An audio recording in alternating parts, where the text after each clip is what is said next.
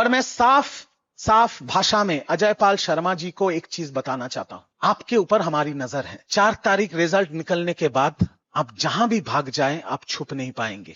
कोई बीजेपी का मालिक आपको बचा नहीं पाएगा। सुना आपने? ये वही टीएमसी का शेर है जो पिछले हफ्ते आईपीएस ऑफिसर को खुलेआम धमकी दे रहा था, लेकिन आज ये शेर भीगी बिल्ली बन गया है। पता है क्यों?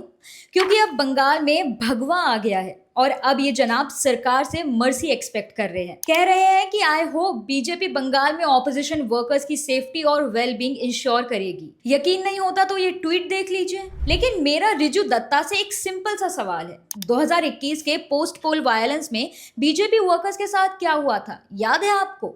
तब उनकी सेफ्टी क्यों नहीं देखी गई थी? क्यों तब 6 बीजेपी वर्कर्स ने अपनी जान गंवाई थी?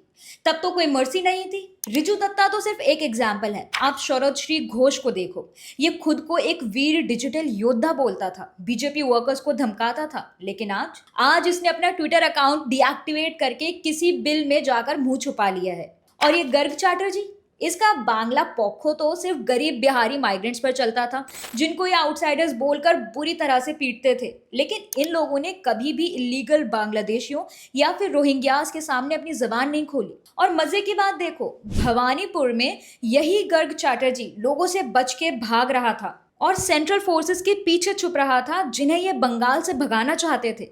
What an irony, right? निकल गई सबकी हैकड़ी। TMC IT cell head Nilanjan Das ने तो अपनी सोशल मीडिया बायो ही चेंज कर दी है।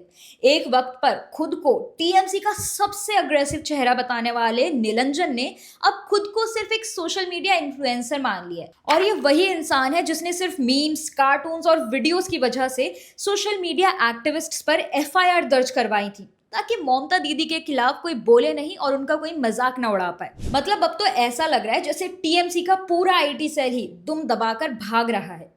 और ये तो पक्का है ही कि बंगाल में सफाई शुरू हो गई है। हालांकि बीजेपी वायलेंस में बिलीव नहीं करती, लेकिन जिन लोगों ने अपनी जान गंवाई है उनके साथ अब इंसाफ होकर रहेगा और जिन लोगों पर अत्याचार किया गया है उनको न्याय मिलेगा।